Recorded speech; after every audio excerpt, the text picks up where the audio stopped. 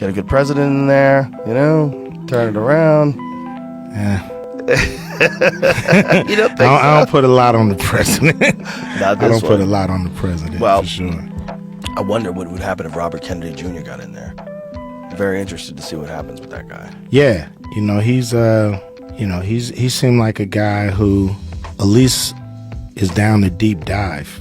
Yeah. And talk real and really try to dissect what's really going on instead of just going with the herd, which would be easy for him to do, like go with the herd. By him going this route, it's like he's on a more noble route, and we just check him out and see how he navigates some of this stuff. Well, he's definitely on a more noble route, and it's definitely not something he planned to do initially. I mean, he was an environmental attorney. Yeah. He was the guy that cleaned up the Hudson River. I spent my career working for a blue-collar coalition of commercial and recreational fishermen. And over the next couple of decades, we brought over 500 successful legal actions against Hudson River polluters.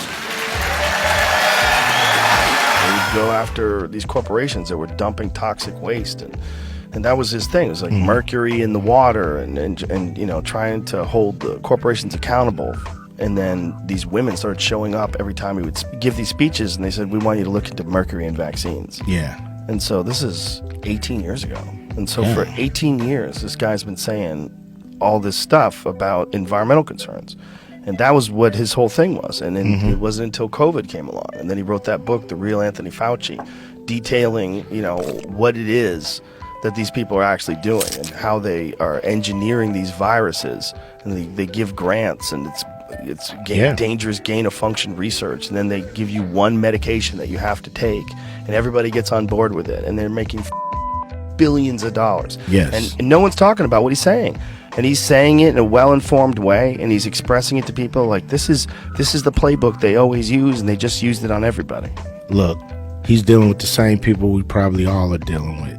And it's really time for us to really come up with a plan on how we're going to deal with this, because it's just going to continue to happen.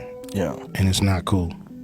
No, it's not. And I'm hoping people wake up enough to at least slow it down.